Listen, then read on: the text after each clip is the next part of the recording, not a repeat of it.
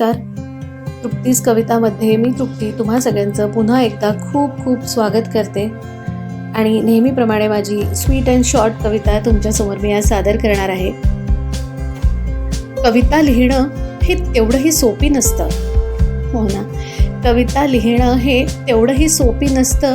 कवितेचा अर्थ कळणं हे साऱ्यांनाच जमत नसतं. कवितेचा अर्थ कळणं हे साऱ्यांनाच जमत नसतं. कविता म्हणजे फक्त शब्द नसून त्या प्रेमळ भावना असतात. कविता म्हणजे फक्त शब्द नसून त्या प्रेमळ भावना असतात. जे आपण बोलू शकत नाही ते नकळतपणे कागदावर उतरतात. जे आपण बोलू शकत नाही ते नकळतपणे कागदावर उतरतात. लिहिता लिहिता मग शब्दही जरा आठवणींमध्ये रमू लागतात. लिहिता लिहिता मग शब्दही जरा आठवणींमध्ये रमू लागतात. रमलेले ते शब्द नकळतपणे चेहऱ्यावर हसू आणतात. हसऱ्या चेहऱ्याने पुन्हा शब्द आठवणी लिहू पाहतात. हसऱ्या चेहऱ्याने पुन्हा शब्द आठवणी लिहू पाहतात.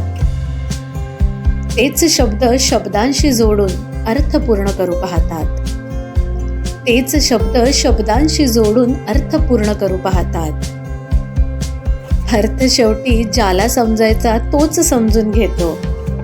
अर्थ शेवटी ज्याला समजायचा तोच समजून घेतो. भावनारूपी शब्दांना तोही मग त्याच्या मनी रुजवतो. भावनारूपी ह्या शब्दांना तोही मग त्याच्या मनी रुजवून घेतो. आय होप नेहमीप्रमाणे माझी आजची ही कविता तुम्हाला आवडली असेल. तर माझ्या चॅनलला अजून तुम्ही सबस्क्राईब केलं नसेल तर प्लीज सबस्क्राईब जरूर करा, लाईक करा आणि शेअर करा. Thank you so much.